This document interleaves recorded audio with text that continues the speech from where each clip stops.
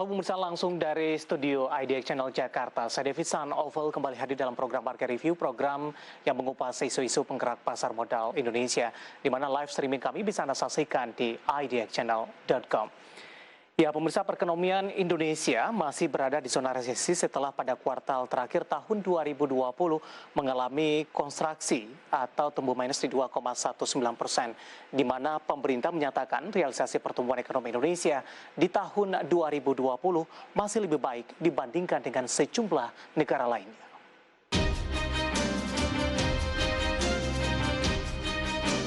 Pandemi COVID-19 memukul roda perekonomian negara-negara di dunia, tak terkecuali Indonesia. Sebagaimana diketahui, perekonomian Indonesia masih berada di zona resesi setelah pada kuartal terakhir tahun 2020 mengalami kontraksi atau tumbuh minus 2,19%. Selain itu, secara keseluruhan tahun lalu perekonomian Indonesia tumbuh negatif 2,07%. Menyikapi hal ini, Menteri Koordinator Bidang Perekonomian Airlangga Hartarto mewakili pemerintah menyatakan realisasi pertumbuhan ekonomi Indonesia tahun 2020 masih lebih baik dibandingkan sejumlah negara lain, meskipun terkonstruksi atau tumbuh negatif. Seperti diketahui, beberapa sektor menjadi penyumbang koreksi ekonomi Indonesia di tahun 2020. Sektor yang mengalami kontraksi terdalam adalah sektor transportasi dan pergudangan serta sektor makanan minuman. Airlangga meyakini tahun ini perekonomian Indonesia akan mampu tumbuh positif, selaras dengan pemulihan ekonomi global yang juga akan terjadi.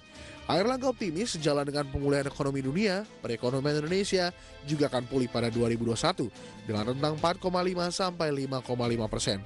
Berbagai sumber IDX Channel. Ya, pemirsa, di Market Review kali ini kita akan membahas topik yang menarik mencermati sektor penyumbang kontraksi ekonomi di 2020. Kita akan berbincang bersama dengan Bapak Ahmad Akbar Susamto yang merupakan ekonom core Indonesia. Kita akan langsung sapa saja. Pak Ahmad, selamat pagi. Apa kabar, Pak? Selamat pagi Mas David, kabar baik Alhamdulillah. Terima kasih Pak Ahmad sudah meluangkan waktu di IDX Channel. Beberapa waktu lalu BPS sudah merilis Pak Ahmad data pertumbuhan ekonomi di 2020 dan dari informasinya tadi juga baru kita sampaikan. Bagaimana Anda melihat capaian pertumbuhan ekonomi di 2020? Mungkin tentu ada dari sisi plus minusnya, Pak Ahmad. Ya, pertama bahwa ini adalah sesuatu yang tidak terhindarkan dan juga tidak mengejutkan ya, karena kita sudah memperkirakan dari awal bahwa dengan pandemi COVID-19 ini pertumbuhan ekonomi kita akan negatif gitu. Dan bahkan kami sendiri Core Indonesia sudah sebelumnya menyampaikan prediksi bahwa pertumbuhan ekonomi Indonesia itu antara minus 1,5 sampai 2% itu. Prediksi kami terakhir beberapa bulan yang lalu, dan sekarang yang keluar 2,07, minus 2,07, dan artinya memang tetap sesuai dengan prediksi semula gitu. Baik, apakah kondisi ini menunjukkan strategi pemerintah untuk menahan pelemahan cukup berhasil? Pertama memang tidak mudah ya di tengah pandemi COVID-19 ini gitu. Ini terjadi di banyak negara begitu, dan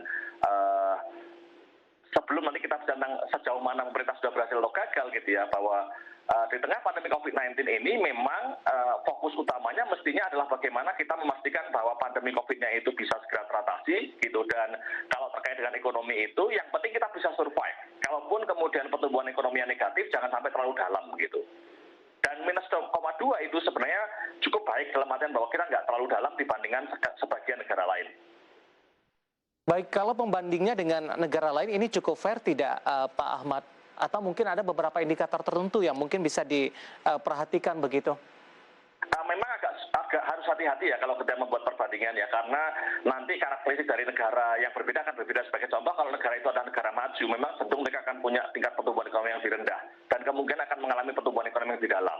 Kedua juga nanti terkait dengan tarik ulur antara ekonomi versus COVID-19 gitu ya. Beberapa negara mungkin lebih tegas dalam mengatasi COVID-19 dan mereka membuat kebijakan lockdown misalnya, sementara kan kita enggak. Sehingga mereka COVID-19-nya relatif teratasi, sementara kita kan COVID-19-nya terus sampai sekarang wave 1 saja belum selesai gitu. Jadi yang ingin saya katakan bahwa daripada kita kemudian berdebat tentang apakah kita ini lebih baik daripada yang lain, kita lebih baik fokus pada negara kita gitu ya, bahwa apa yang kita capai ini sebenarnya dengan pengorbanan gitu. Dengan pengorbanan apa? Dengan pengorbanan bahwa kita sejauh ini berusaha menjaga kondisi ekonomi kita dengan tidak membuat kebijakan yang tegas terkait dengan pandemi COVID-19. Baik, tapi secara fundamental bagaimana Anda melihat struktur ekonomi Indonesia sampai sejauh ini? Ya, sebenarnya gini, kalau kita lihat ya, jadi kita coba urai sedikit tentang kondisi ekonomi kita. Jadi kalau kita lihat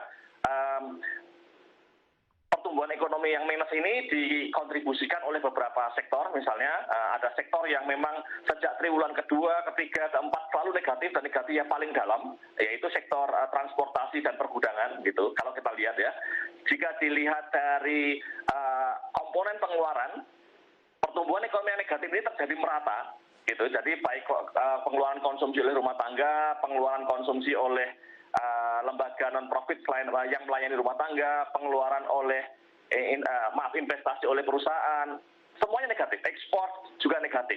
Satu-satunya yang positif itu hanya belanja pemerintah saja gitu. Nah, kalau kita lihat dari sebarannya, hampir semua pulau di Indonesia mengalami pertumbuhan ekonomi negatif. Satu-satunya yang masih positif itu cuma Pulau Sulawesi gitu. Yang lain itu negatif semuanya. Gitu. Maaf, Sulawesi, Maluku dan Papua yang positif, yang lainnya itu negatif gitu. Jadi kalau kita lihat memang dampak yang sangat terasa itu bahwa pandemi COVID-19 menghalangi gerak masyarakat, mengurangi aktivitas ekonomi masyarakat, sehingga kemudian dengan aktivitas ekonomi yang terbatas itu, terutama di Pulau Sumatera, Pulau Jawa, Pulau Bali, dan Nusa Tenggara, dan Kalimantan, sehingga kemudian itu berakibat pada pertumbuhan ekonomi yang kita negatif. Baik, itu dari sisi sektor dan sebaran, Pak Ahmad. Kalau kita perhatikan dari sisi persentase kontribusi, Pak, terutama dari konsumsi, bagaimana Anda melihat perkembangannya sampai sejauh ini? Betul. Jadi kalau dilihat dari strukturnya, dari struktur keseluruhan PDB kita, itu sebenarnya nggak banyak berubah gitu. Jadi konsumsi rumah tangga tetap yang paling besar gitu ya, 50%-an sekian gitu. Nah, tetapi yang terjadi adalah merata. Jadi merata baik konsumsi, investasi maupun ekspor itu semuanya turun gitu ya. Dan satu-satunya naik belanja pemerintah, dan memang itu wajar di tengah krisis ekonomi. Memang pemerintah harus bergerak lebih banyak gitu, harus lebih banyak dalam perekonomian dengan memperbesar expenditure-nya dia gitu. Dalam hal ini konsumsi rumah tangga dan investasi ini kontribusi terbesar, Pak, dalam pembentukan. Ya, dari persentasenya memang itu paling besar. Dan dua-duanya juga sama-sama turun, sama-sama negatif. Jadi pertumbuhan ekonomi untuk rumah tangga itu negatif, investasi juga negatif. Meskipun angkanya nggak sama ya, dan pertumbuhan ekonomi untuk konsumsi rumah tangga itu negatifnya relatif lebih kecil, nggak terlalu dalam dibandingkan dengan investasi perusahaan. Itu masuk akal karena bagaimanapun kita, meskipun di tengah krisis sekalipun, orang kan tetap butuh melakukan konsumsi sebagai bagian dari kehidupan mereka. Baik, kalau kita bahas dari sisi konsumsi rumah tangga, Pak Ahmad, Anda tadi katakan ini tidak terlalu mengalami koreksi yang cukup dalam begitu. Apakah ini juga berkaitan dengan daya beli masyarakat yang juga rendah, Pak Ahmad? Kemudian di sisi lain, program pemerintah memberikan stimulus-stimulus, bantuan-bantuan baik secara langsung ataupun tidak langsung, baik secara tunai ataupun non-tunai. Apakah ini masih cukup efektif sampai sejauh ini? Ya, jadi pengeluaran konsumsi rumah tangga itu negatif, paling enggak 3 triwulan terakhir gitu ya. Dan kenapa kok itu terjadi gitu ya? Ada dua hal yang berbeda. Pertama, bagi mereka yang berada di kalangan menengah ke atas, mereka sebenarnya dari sisi pendapatan tidak terlalu turun lah, tetapi secara kemampuan ekonomi mereka masih mampu sebenarnya gitu ya. Turun dalam arti misalnya kalau mereka punya bisnis mereka agak terganggu sehingga pendapatan mereka turun gitu dan seterusnya, nilai sahamnya mereka turun dan seterusnya. Nah, sementara yang kelas menengah bawah memang pendapatan mereka tergerus, terutama yang kelas bawah sekali memang iya.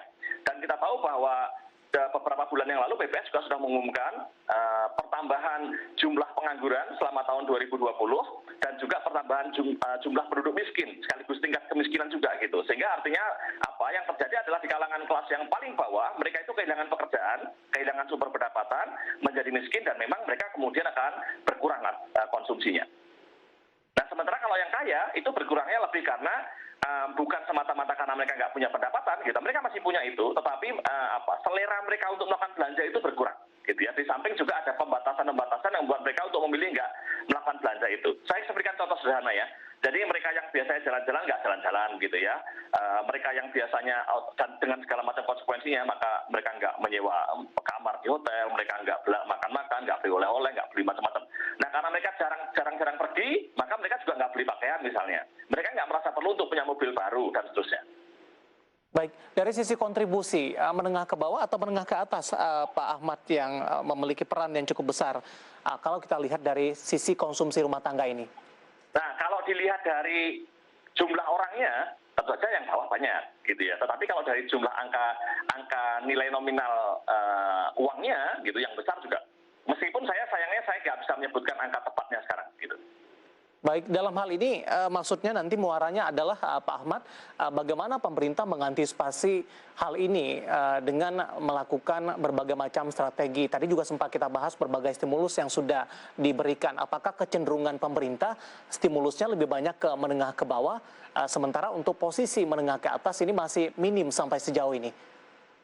Ya, sebenarnya kan pemerintah sudah memberikan sejumlah stimulus ya, dan stimulus itu semuanya kena hampir untuk kesemuanya. Malah yang sebenarnya bawah-bawah sebenarnya kurang. Kita lihat misalnya tahun 2020 kemarin ya, pemerintah punya beberapa skema untuk penanganan kesehatan, lalu kemudian untuk jaring pengaman sosial, ada insentif pajak, ada pembiayaan korporasi, dukungan untuk UMKM gitu ya. Secara umum ini arahnya sudah benar, begitu ya. Meskipun nanti dalam implementasinya tidak selalu seperti yang kita harapkan, gitu. Nah, kalau misalnya pemerintah mau mendorong, gitu, kalau mendorong supaya perekonomian bergerak, gitu, sebenarnya kalau saya mau boleh jujur, gitu ya, mau didorong seperti apapun perekonomian itu, selama kita itu masih di tengah pandemi COVID-19, tidak akan bisa maksimal, gitu. Saya biasa menyebut tahapan ekonomi terkait dengan pandemi COVID-19 ini menjadi 3 bagian. Tahapan survival, tahapan recovery, dan tahapan regrowth. Kalau menurut saya, kita sampai hari ini masih tahapan survival. Yang saya maksud dengan tahapan survival adalah tahapan di mana kita itu bisa hidup aja syukur gitu. Di mana perusahaan itu nggak bangkrut saja bagus.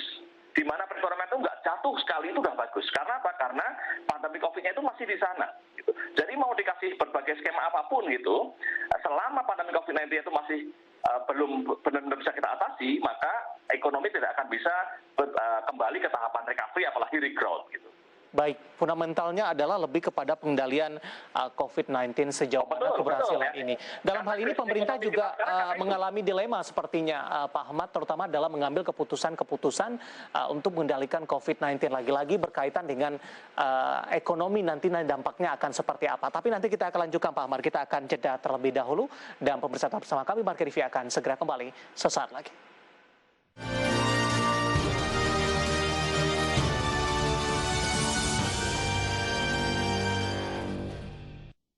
Bagaimana outlook UMKM di 2020 ini, Pak Leona? Saya ingin mengajak terutama anak-anak muda bagaimana caranya supaya nantinya ini bisa berkooperasi dengan baik. Dan ini sudah dimulai.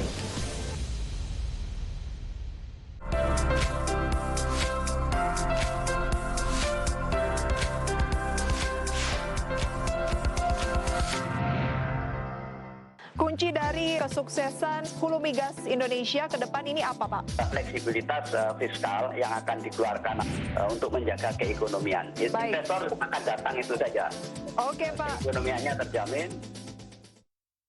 Hello, I'm Clara Antawijaya. I'm Associate Producer and News Presenter on Market Headlines. As Market Headlines starts at 4:30 p.m., which is in line with the closing market, therefore we summarize the market conditions only for you. And my job in here as a journalist, I give concise and accurate news for the audience. And also, being a journalist is not only a job for me, but it is also a passion. Ya, Wall Street memulai 2021 dengan aksi jual di mana salah satu indeks utamanya yakni Dow Jones melemah 1,25%. Ya, indeks harga saham gabungan naik signifikan pemirsa. Kita akan mencoba menganalisis beberapa sentimen isu. Proyeksikan bahwa perdagangan kita masih ada potensi untuk menguat ya. Akankah menjadi sentimen yang positif yang ikut mendorong juga? Biasanya sangat kuat gitu mempengaruhi bursa saham kita ya. Ya.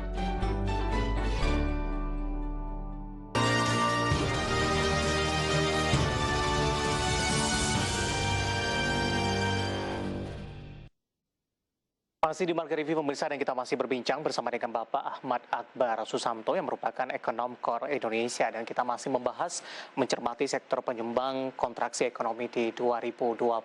Pak Ahmad, kita lanjutkan kembali. Menarik Pak Ahmad, tadi juga Anda sebutkan berbagai macam pun strategi yang disiapkan oleh pemerintah, namun ketika pengendalian COVID-19 ini belum terkendali, ibaratnya ini belum tidak akan termaksimal dengan baik begitu. Nah, beberapa waktu lalu kita juga sempat membahas Pak Ahmad di awal pandemi, kemudian juga adanya semacam perdebatan begitu, ekonomi dulu atau pengendalian COVID-19 terlebih dahulu, atau ini bisa berjalan seiring bersama begitu. Bagaimana Anda melihat sampai sejauh ini kebijakan-kebijakan yang dikeluarkan oleh pemerintah Pak dalam pengendalian COVID-19 sampai dengan yang terbaru dengan dikeluarkannya adalah PPKM Mikro dalam hal ini? Ya, kita kadang-kadang kan mengeluh begini, waduh bosen dari dulu ngomongin ini terus gitu kan, soal kesehatan versus perekonomian, ekonomi gitu. Kita boleh bosan, tapi jangan lupa pandemi COVID-nya masih di sini dan bahkan sekarang lebih parah gitu. Jadi pertanyaan itu tetap relevan sampai kita benar-benar bisa keluar dari persoalan seperti sekarang, gitu ya. Oke deh, tetapi tanpa harus bermaksud mundur, gitu ya, tanpa harus bermaksud mengulang-ulang apa yang sudah terjadi. Saya kira pesan saya sekarang sebagai ekonom yang saya sama sekali bukan ahli kesehatan, tapi kalau memang kita serius untuk segera keluar dari kondisi seperti sekarang ini, keluar dari tahapan survival menuju tahapan recovery, maka kita harus segera tuh serius lah itu diselesaikan persoalan-persoalan yang terkait dengan pandemi COVID-19. Katakanlah sekarang pemerintah itu sangat berharap bahwa vaksin bisa membantu kita semua, gitu ya. Nah, jika memang betul, katakanlah menurut analisis kesehatan vaksin itu benar-benar akan bisa membantu kita mengatasi pandemi COVID-19, maka kerjakan itu dengan sangat serius. Udah deh, nggak usah ngurusin yang lain-lain, gitu ya. Jadi nggak usah ngurusin yang lain-lain yang seolah-olah kita pengen segera semuanya dikerjakan pada waktu yang sama, gitu. Tumpahkan semua energi kita, gitu, untuk otoritas-otoritas yang terkait itu, untuk bisa segera memastikan bahwa vaksin itu bisa terselesaikan, proses vaksinasi itu terselesaikan dengan baik dan dalam waktu yang singkat, gitu. Nah, yang terjadi sekarang adalah, gitu ya, kita menargetkan vaksin bisa selesai sekian bulan, tetapi yang terjadi adalah implementasinya jauh lebih lambat daripada itu, gitu. Dengan hitung-hitungan beberapa pihak, begitu ya, kalau kecepatan kita seperti sekarang, kita mungkin butuh beberapa tahun untuk menyelesaikan urusan vaksinasi itu, gitu. Nah, pada waktu yang sama kita ngomongin yang lain, gitu. Nah, jadi kalau menurut saya itu diselesaikan deh, gitu. Energi yang besar itu diselesaikan ke sana. Nah, yang lain itu nanti menjaga saja supaya kondisi ekonomi itu nggak terlalu jatuh, gitu. Ya, selama kita pandemi COVID-19 belum teratasi, bagi saya kita masih tahapan survival, gitu. Dan saya mohon maaf mengatakan bahwa menurut saya dengan apa yang terjadi sekarang ini masih sulit untuk kita berpikir positif. Dalam artian bahwa pada tahun 2021 ini ekonomi akan segera recovery dan bahkan mencapai kondisi awal seperti sebelum ada pandemi COVID-19. Menurut saya enggak, gitu. Jadi kalau situasinya seperti sekarang, seperti kemarin, seperti sekarang ini kita masih harus menerapkan lagi kebijakan batasan gerak masyarakat, apapun istilahnya begitu, ya kita masih akan mengalami kembali apa yang terjadi pada tahun 2020 dan mungkin lebih parah dalam artian bahwa sekarang jumlah kasusnya kan lebih banyak, gitu. Iya. Artinya ini Anda tidak membawa nada keoptimisan di 2021 melihat kondisi dan perkembangan saat ini, Pak Ahmad? Saya sebenarnya tentu saja berharap seperti yang lain juga bahwa kondisi ini segera normal, segera baik. Tentu saja sebagai bagian dari masyarakat saya berharap begitu. Tetapi sebagai ekonom yang harus mengatakan ini secara objektif, jika situasi kita masih seperti sekarang, katakanlah seperti yang kita kerjakan sampai dengan awal bulan Februari ini, rasanya terlalu berlebihan kalau kita kemudian mengatakan bahwa 2021 everything will be much better, gitu ya. Semuanya akan jadi jauh lebih bagus, akan segera kembali normal. Enggak, menurut saya enggak. Baik, fokus kepada vaksinasi begitu supaya cepat terselesaikan. Bagaimana dengan aturan-aturan yang sudah dikeluarkan oleh pemerintah sampai sejauh ini, implementasi, ketegasan ataupun punishment-nya, apakah ini memang betul-betul diikuti oleh masyarakat? Tidak hanya di Jakarta, Jawa, Bali, tapi juga termasuk di daerah-daerah, Pak Ahmad. Ya, kalau kita melihat ya, yang terjadi adalah begini, kita itu mau tegas gitu, membatasi pergerakan masyarakat, tapi takut ekonominya nggak jalan. Iya. Tapi yang terjadi adalah masyarakat juga nggak mau, karena masih ada takut juga kena COVID ya. Yang terjadi adalah pembatasan itu nggak berjalan dengan maksimal dan pada waktu yang sama begitu ya, ekonominya juga nggak berjalan dengan maksimal. Jadi ya setengah-setengah lah gitu. Tetapi oke deh. Kalau kita kembali ke tadi ide besar ya, bahwa memang kalau betul, saya bukan ahli kesehatan, tapi kalau betul bahwa vaksin itu diharapkan bisa membantu kita untuk segera keluar dari pandemi COVID-19, sekali lagi saya ingatkanlah itu diimplementasikan dengan bagus. Tingkatkan kecepatannya, gitu. Jadi bayangkan ya, katakanlah kita itu sekarang ya yang terjadi, tadi pertumbuhan ekonomi negatif itu terjadi terutama di Sumatera dan Pulau Jawa, gitu. Dan itu adalah Bali gitu, dan itu adalah pusat-pusat ekonomi Indonesia, gitu ya, pusat-pusat perekonomian kita. Nah, katakan kita ingin menyelesaikan di dua wilayah itu, gitu. Penduduknya kan 150-an juta katakan. juta itu, kalau kita bisa selesai 1 juta orang per hari saja, kita akan butuh waktu 150 hari, 5 bulan itu. Nah, sampai hari ini ya jauh gitu ya, jauh sekali gitu. Dan saya bukan ahli kesehatan yang bisa mengatakan mengapa kok itu tidak bisa berjalan dengan maksimal, tetapi menurut saya gitu ada inkonsistensi antara apa yang disampaikan, optimisme yang dibangun begitu, dengan apa yang dilakukan. Baik. Dengan kondisi yang ada saat ini, Pak Ahmad, tadi juga Anda katakan masih cukup pagi, menyatakan perbaikan ekonomi di 2021 akan cenderung lebih baik begitu. Dan kembali juga ke topik, tadi ada beberapa mencermati sektor penyumbang kontraksi ekonomi di 2020. Tadi juga ada beberapa sektor begitu, Pak Ahmad. Kemudian juga yang menarik di 2021, puncak dari tingkat konsumsi masyarakat, terutama untuk Ramadan dan Lebaran, ini tampaknya lebih awal jika dibandingkan dengan tahun-tahun sebelumnya, Pak Ahmad. Kalau kondisi ini terus berkembang, kemudian juga momentum Ramadan dan Lebaran juga akan kehilangan nantinya, kita akan coba bahas nanti, Pak Ahmad, bagaimana skenario laju pertumbuhan ekonomi di 2021. Kita akan jeda terlebih dahulu, dan pemirsa bersama kami, Market Review akan segera kembali sesaat lagi.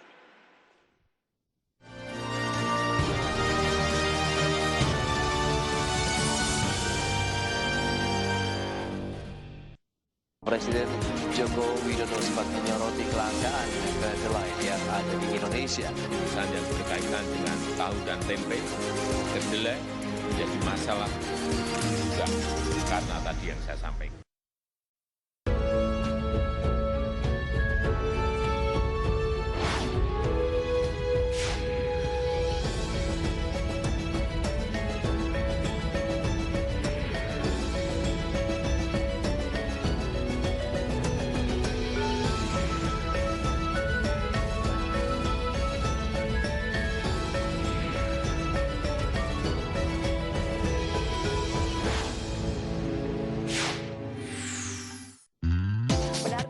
Transisi ke energi baru dan terbarukan tidak membuat industri energi fosil lantas surut.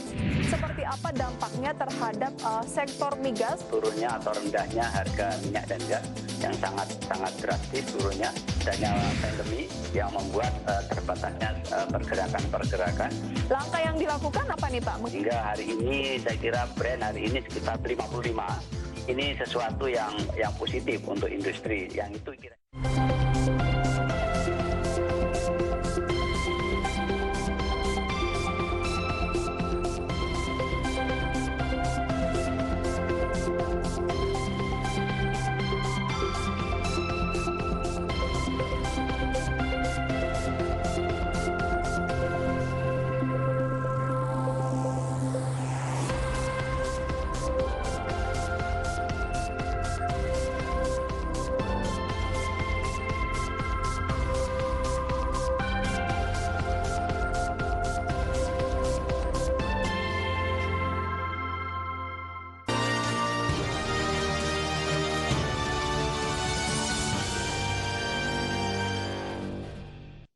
Terima kasih untuk Anda yang masih bergabung bersama kami di Market Review, dan sebelum kita lanjutkan perbincangan, tim redaksi kami sudah merangkum beberapa informasi grafis dan mungkin saja bisa menjadi salah satu referensi untuk Anda.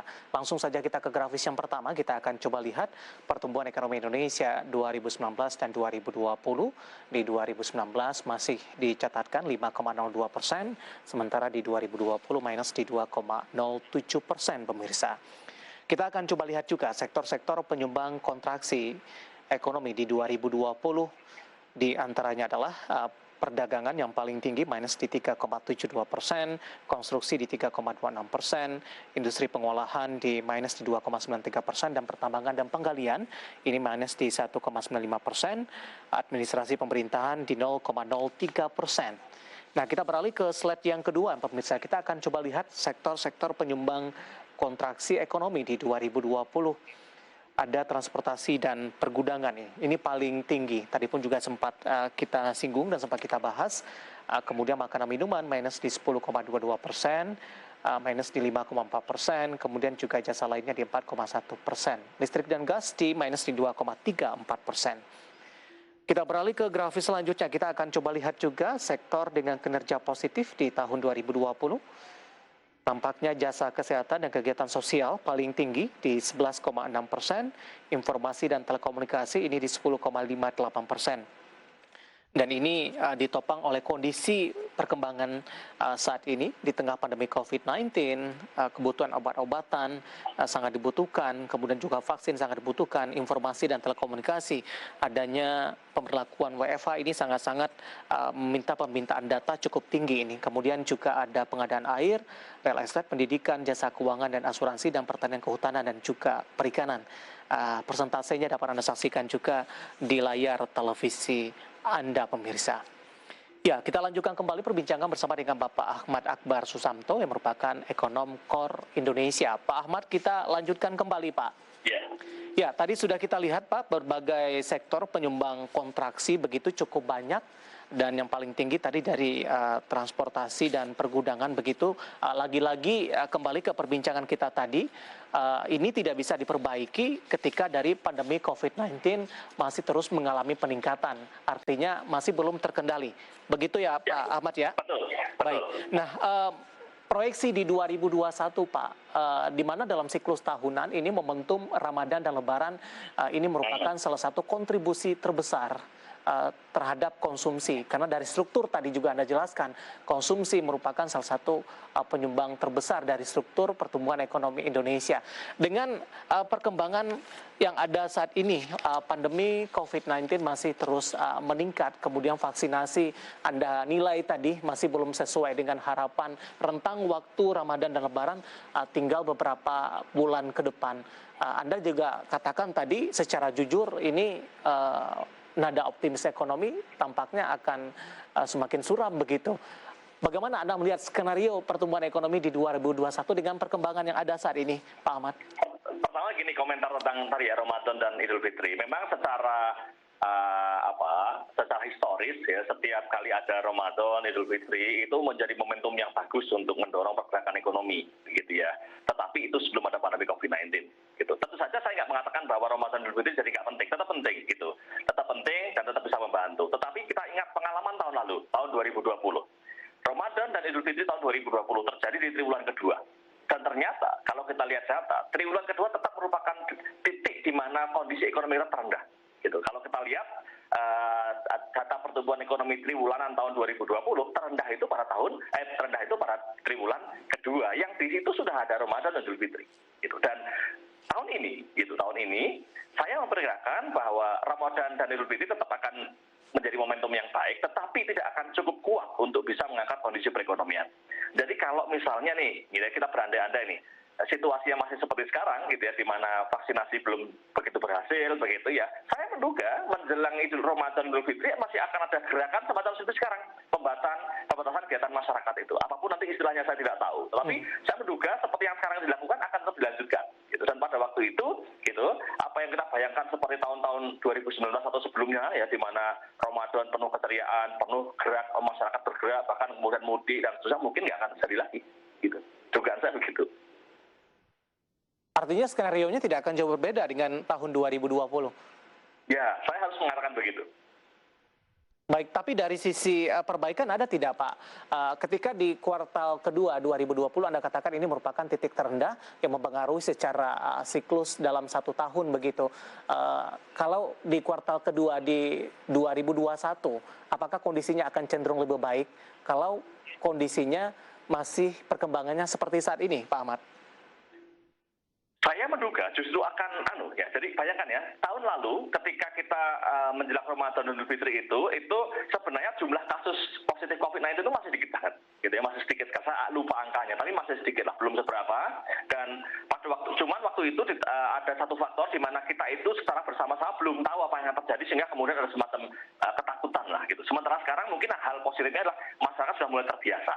Mulai terbiasa dengan keadaan, sehingga mereka kemudian tidak seperti dulu yang semuanya masih banyak mitos gitu. Nah, sementara sekarang masyarakat sudah terbiasa, tapi perlu diingat bahwa jumlah kasus yang sekarang itu sudah sangat banyak gitu. Yang itu berbeda dengan tahun lalu. Jadi ada hal yang positif bahwa masyarakat sudah lebih terbiasa, tapi hal negatifnya adalah bahwa sekarang ini jumlah kasusnya secara real jauh lebih besar daripada tahun lalu, yang itu membatasi gerak kita, gitu ya. Dan kalau kita lihat tren pertambahannya dari hari ke hari ini, pada waktu Ramadan nanti, Idul Fitri nanti mungkin jumlahnya udah jauh lebih besar daripada sekarang, gitu ya. Saya lupa hari ini sudah berapa, tapi kita tahu angkanya sudah di atas 1.100.000 lebih, gitu ya. Tetapi beberapa bulan ke depan kalau nggak terkendali ya berarti akan jauh lebih besar daripada itu. Sudah semakin dekat dengan kita, gitu. Baik, terakhir Pak Ahmad, ketika pemerintah menyatakan keoptimisan untuk pertumbuhan ekonomi di 2021 begitu, bagaimana Anda melihat angka proyeksi yang sudah dikeluarkan oleh pemerintah? Lagi-lagi kalau kita kaitkan dengan perkembangan realnya sampai sejauh ini. Saya yakin optimisme itu sebenarnya optimisme yang bersyarat, gitu. Seperti juga kami ya di Core Indonesia.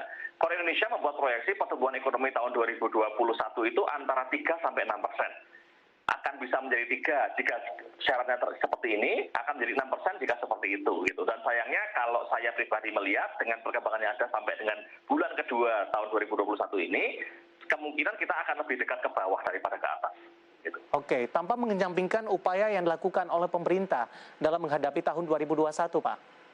Kalau saya sebenarnya bukan kemudian mengatakan pemerintah kita tidak menyampaikan peran pemerintah, kita hanya mengingatkan.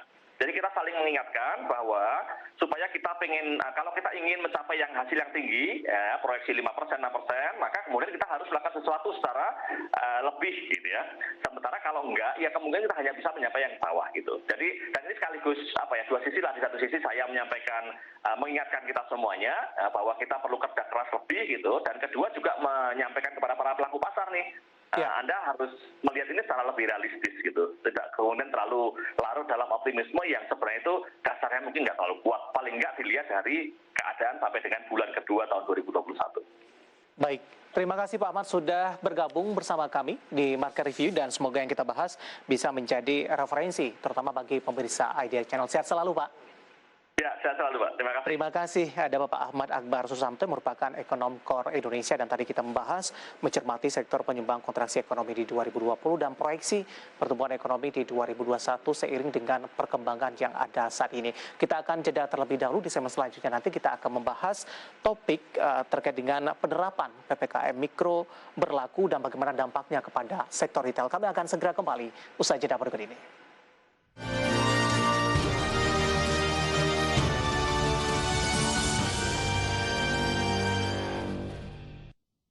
Otoritas Jasa Keuangan optimis pertumbuhan kredit perbankan akan mengalami perbaikan. Indeks harga saham gabungan ditutup di level 6.389,834 mengalami penguatan di 0,26%, di mana secara keseluruhan belum mampu.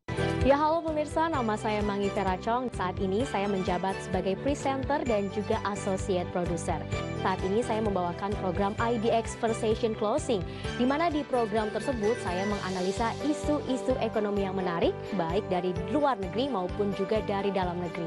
Tentunya hingga saat ini saya masih terus belajar dan saya sangat menikmati profesi tersebut.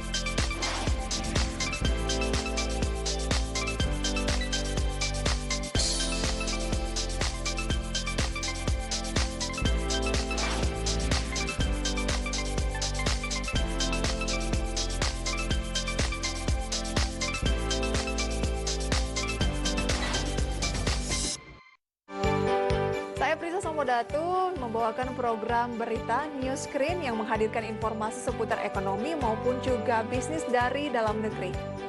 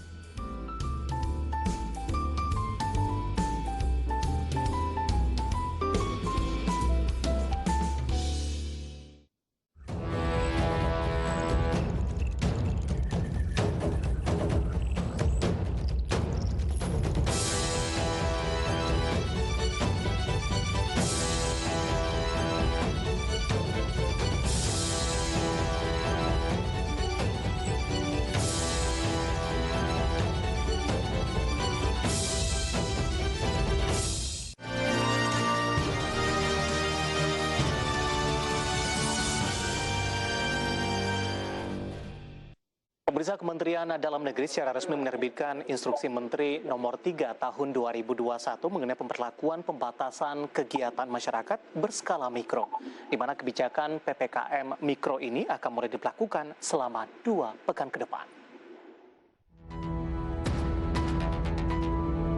Kementerian Dalam Negeri secara resmi menerbitkan Instruksi Menteri Nomor 3 Tahun 2021 mengenai pemberlakuan pembatasan kegiatan masyarakat berskala mikro, di mana kebijakan PPKM Mikro ini akan berlaku di wilayah Jawa dan Bali mulai dari tanggal 9 Februari hingga 22 Februari. Menteri Dalam Negeri Tito Karnavian mengungkapkan bahwa langkah PPKM ini hanya dilakukan untuk daerah dengan beberapa kriteria, diantaranya ialah tingkat kematian di atas rata-rata nasional, tingkat kasus aktif di atas rata-rata nasional, tingkat kesembuhan di bawah rata-rata nasional, serta tingkat keterisian tempat tidur rumah sakit di atas 70%. Selain itu, terdapat sejumlah perbedaan dalam PPKM skala mikro. Salah satunya ialah pemantauan zona risiko COVID-19 hingga tingkat RT. Di mana untuk zona hijau jika tidak ada kasus aktif di tingkat tersebut, zona kuning jika terdapat 1 hingga 5 rumah dengan kasus positif selama 7 hari terakhir, zona orange jika terdapat 6 hingga 10 rumah dengan kasus konfirmasi positif dalam 7 hari terakhir, dan zona merah jika terdapat lebih dari 10 rumah dengan kasus positif COVID-19. Adapun pada PPKM Mikro kali ini, pemerintah ikut mengatur jumlah maksimal karyawan bekerja di kantor yang meningkat menjadi 50%, sementara sisanya tetap bekerja dari rumah. Sementara itu jumlah konsumen yang makan di restoran juga ditingkatkan maksimal 50%, dengan pusat perbelanjaan dan mal dapat beroperasi hingga pukul 21 waktu Indonesia Barat. Berbagai sumber IDX Channel. Ya, pemirsa, masih di Market Review dan di segmen ini kita akan coba membahas topik yang berbeda. PPKM Mikro diberlakukan dan seperti apa dampaknya kepada sektor retail. Dan saat ini kami sudah terhubung melalui saluran line telepon dengan Bapak Roy Mande yang merupakan Ketua Umum DPP Aprindo. Kita akan langsung sapa saja. Pak Roy, apa kabar Pak? Selamat pagi Pak David, salam sehat, kabar baik. Terima kasih Pak Roy sudah meluangkan waktu di IDX Channel. Pak Roy, tampaknya Aprindo cukup happy nampaknya Pak dengan kebijakan pemerintah memberlakukan PPKM Mikro, Pak Roy. Ya benar, jadi ini sesuai dengan harapan kami perihal bukan hanya berusaha atau menggerakkan ekonomi, tapi PPKM Mikro ini tentunya akan lebih berharap lebih efektif daripada lockdown parsial karena pengawasannya dilakukan sampai level RT, RW, dan lurah. Dan ini tentunya cukup menggembirakan, menggairahkan untuk kita tetap semangat dan optimis di masa pandemik ini bahwa penanganan COVID ini sampai ke akarnya, sampai ke hulunya atau sampai ke grassroots-nya.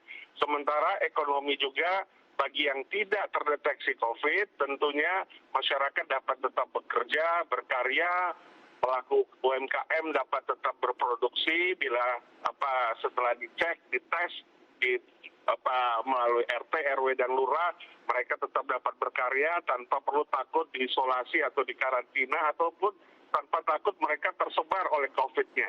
Yang seringkali menjadi fenomenal karena selama ini belum pernah dilakukan sampai level yang di RT, RW, lurah maupun di level mikro. Baik, di luar dari kebijakan untuk PPKM Mikro sampai dengan lingkungan RT, RW yang memang diharapkan oleh Aprindo, kalau kita lihat dari poin-poin lain, Pak Roy, poin-poin apa saja yang dinilai ini cukup menggairahkan sektor retail ke depannya terkait dengan penerapan PPKM Mikro ini? Ya, contohnya saja ya Pak David, ketika kemarin lockdown parsial, kita melakukan cancel order kepada para pemasok, supplier, UMKM, karena kita tidak boleh melakukan kegiatan, tidak boleh beroperasional, dan masyarakat juga tidak boleh keluar rumah. Jadi ini membuat ekonomi bisa stuck ya. Kita tahu bahwa kita harapkan bahwa justru tahun 2021 ini ekonomi kita recovery. Nah, kalau dengan PPKM Mikro ini tentu apa yang kita harapkan kiranya ini dapat juga selain diberlakukan saat ini di 5 provinsi, ya, kemudian kita harapkan justru keberhasilan ini tentunya bisa menjadi satu dirigenisasi untuk seluruh wilayah Indonesia. Artinya khususnya untuk daerah-daerah yang memang sudah ada dampak COVID-nya dapat diberlakukan sama, ketentuan sama, jamnya juga sama, tanggalnya sama, sehingga keselarasan penanganan COVID ini dapat bersifat nasional. Baik, dari poin secara detail Pak, apakah memang ada perubahan dari sisi operasional pusat perbelanjaan dalam hal ini? Kalau untuk PPKM Mikro tidak ada, ya.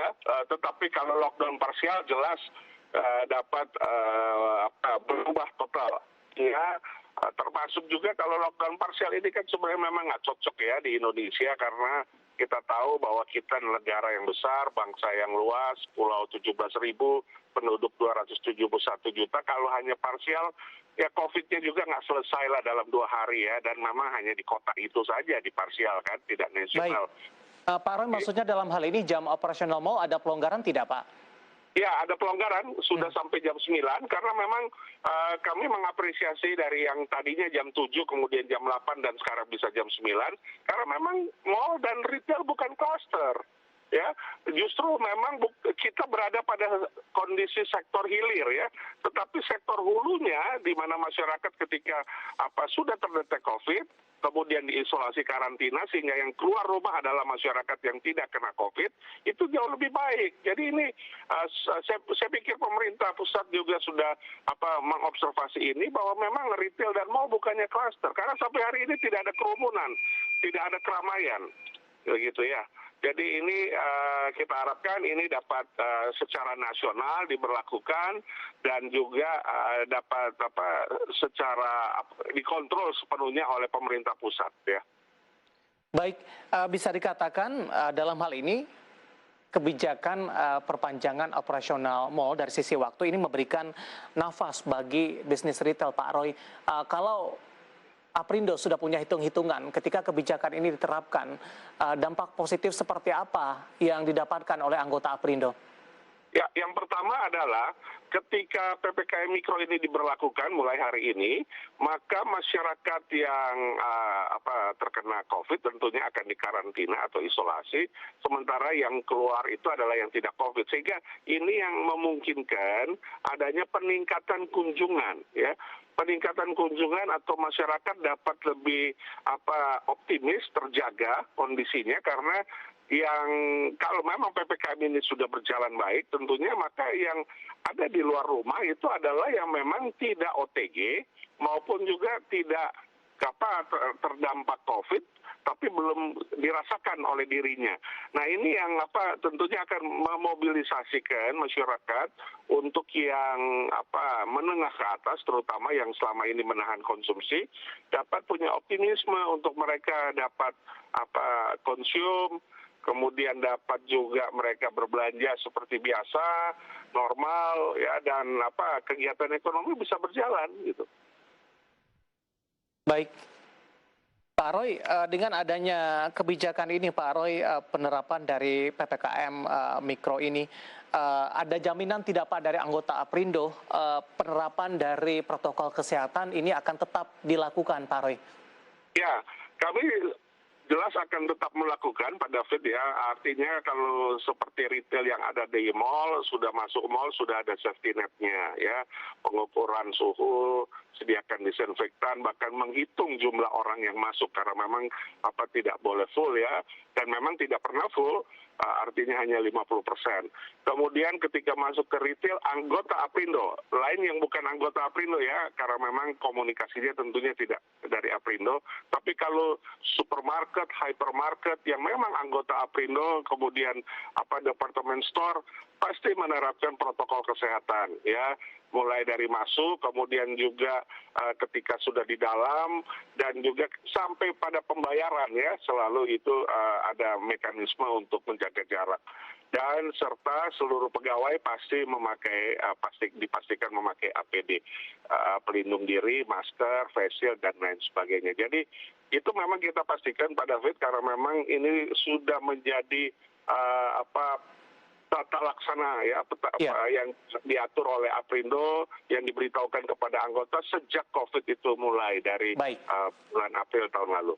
Pak Roy, menarik, kita akan jeda terlebih dahulu Pak Roy, kita masih punya satu segmen lagi dan pemirsa tetap bersama kami, Market Review akan segera kembali usai jeda berikut ini.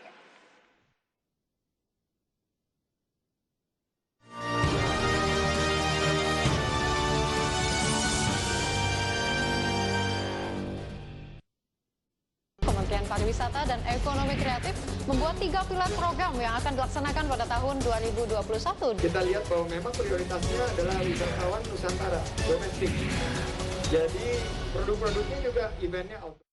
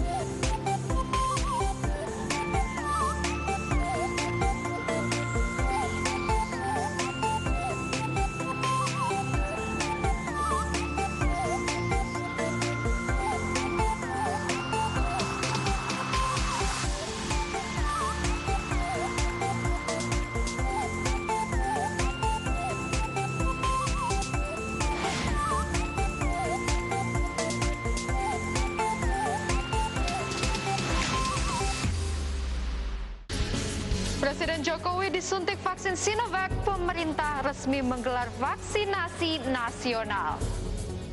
Public figure ternama Raffi Ahmad menjadi artis atau selebritis layar kaca pertama yang mendapatkan penyuntikan vaksin Sinovac. Vaksinasi COVID-19 ini penting kita lakukan untuk memutus rantai. Hari ini tenaga kesehatan mulai menerima vaksinasi COVID-19.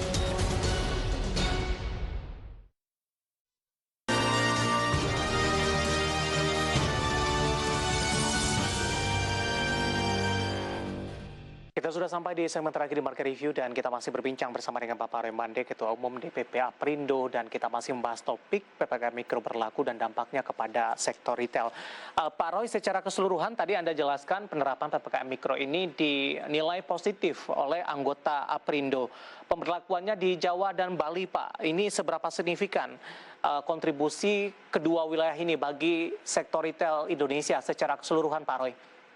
Ya, kita ketahui bahwa Jawa Bali ini merupakan sentra ekonomi di Indonesia ya. Artinya daerah-daerah lain juga mengacu kepada bagaimana kejadian ataupun pergerakan yang terjadi di Jawa Bali. Nah, dengan PPKM Mikro ini, Jawa Bali ini tentunya diharapkan ini dapat mengkontribusi kepada pertumbuhan tidak hanya retail tapi pertumbuhan ekonomi. Kita tahu bahwa kemarin sudah dirilis 2020 kita bangsa kita Indonesia minus 2,07% ya, dan retail kita, industri retail kita hitung masih ada positif, tapi tergerus hampir sekitar 85% dari tahun 2019. Jadi kita berada di angka 1,5% positif pertumbuhan retail ya dari tahun 2019 sekitar 7,8 sampai 8%. Nah, tahun 2020 ini, jadi apa yang dilakukan terjadi di Jawa Bali ini tentu akan memproses untuk pergerakan ekonomi dan kesehatan ini dapat sama-sama paralel berjalan. Apalagi vaksin mudah-mudahan dapat segera disebarluaskan kepada masyarakat, sehingga diharapkan di semester kedua ini sudah mulai ada, belum recovery tapi sudah ada tanda-tanda perbaikan dari sisi retail maupun juga ekonomi. Dan kita ketahui pemerintah tahun ini mengharapkan adanya pertumbuhan antar sekitar 4,5 sampai 5% ya. Jadi memang kita dukung tentu, dan untuk itu semua memang penanggulangan COVID itu menjadi indikator, dan penanggulangan COVID itu basic platformnya bagaimana menanggulangi yaitu vaksin. Jadi vaksin ini juga selain PPKM Mikro, vaksin ini juga tentu ditunggu oleh setiap masyarakat maupun pelaku usaha. Nah, mudah-mudahanlah PPKM Mikro ini dapat memberikan kontribusi yang disebutkan oleh Pak Presiden bahwa gas dan rem ini harus seimbang ya. Kesehatan harus diutamakan, tapi ekonomi juga tidak bisa ditinggalkan karena yang membuat kehidupan, makan, minum, dan lain sebagainya kita bisa beraktivitas karena ada kegiatan ekonomi. Jadi ya kesehatan dan keselamatan perlu sama-sama, tapi tetap dijalankan dengan konsisten 3M, dan pemerintah melakukan konsisten juga 3T, dan PPKM Mikro ini kita sukseskan bersama. Mudah-mudahan ekonomi bergerak, retail juga dapat berkontribusi bagi konsumsi sebagai poin pembentuk pertumbuhan domestik bruto kita, dan kita dapat segera bertumbuh kembali sesuai dengan apa yang diharapkan. Ya, Pak Roy, ada kecenderungan industri retail akan cenderung lebih baik atau mengalami perbaikan di 2021 dibandingkan dengan 2020? Iya, jelas. Artinya 2020 kita nggak ada satu tanda-tanda bagaimana penanggulangan COVID yang signifikan, terutama vaksin. Ya, semuanya kita masih berjibaku, ya artinya masih berjuang bagaimana mencegah penularan. Nah, sekarang ini tentunya dengan waktu yang sudah hampir setahun, bulan Maret besok itu kita setahun mengalami COVID, sudah ada banyak pengalaman. Tentunya pengalaman ini guru terbaik untuk melakukan terobosan-terobosan dan juga terutama vaksin. Ketika vaksin ini sudah beredar, nah ini semuanya akan menjadikan bermuara atau hilirnya adalah di ekonomi, di pertumbuhan ekonomi. Jadi ya kita lihat kalau memang ini penanggulangan PPKM-nya Mikro kita bisa dukung, kita sukseskan, RT RW Lurah bekerja dengan baik, warga yang terkena dampak harus mengerti, tidak harus keluar rumah karena nanti ditesnya di rumah-rumah dan diisolasi, di karantina, sehingga yang keluar itu adalah yang hanya sehat saja, yang beraktivitas hanya yang sehat saja.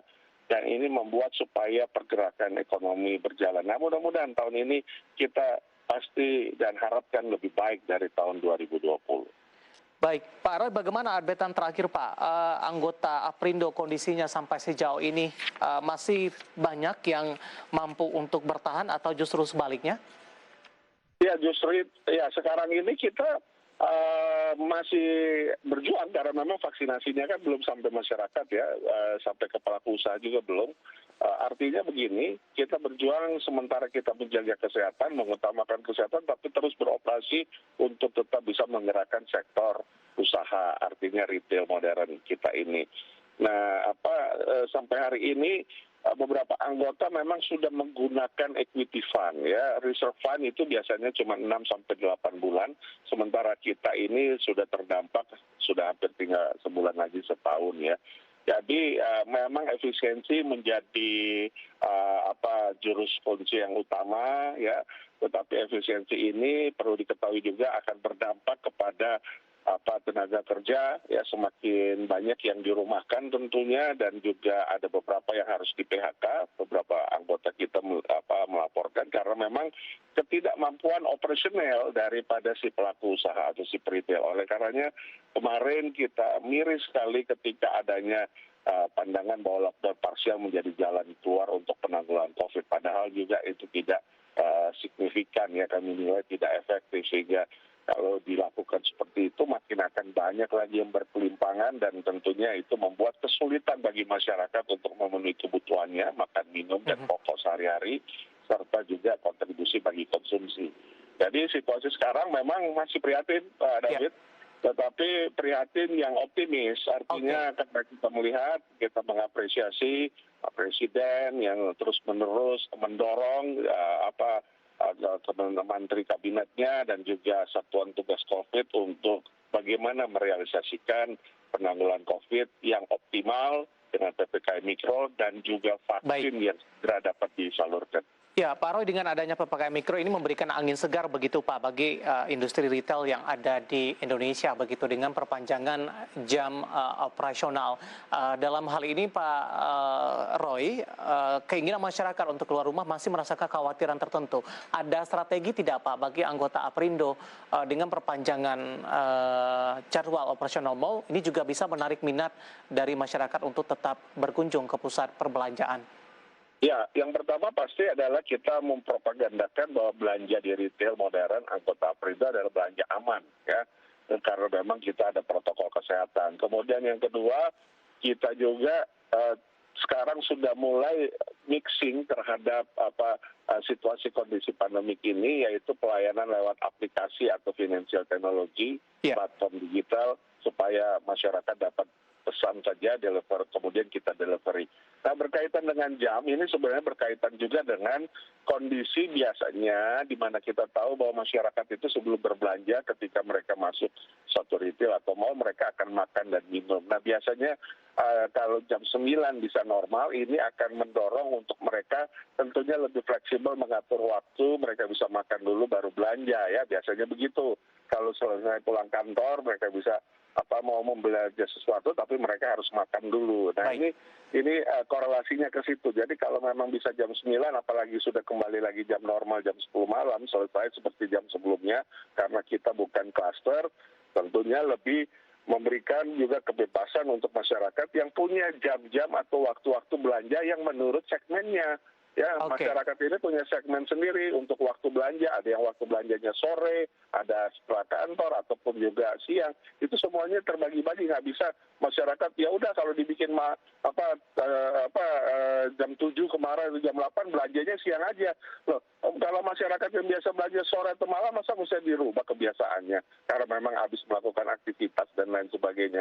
Jadi ya inilah apresiasi ketika sudah kembali jam 9, kemudian ini karena biasanya Pak David 1 jam sebelum tutup itu udah nggak ada lagi yang datang, udah nggak ada lagi yang masuk. Jadi kalau jam 9 diharapkan masih bisa efektif, apalagi kalau bisa kembali jam 10.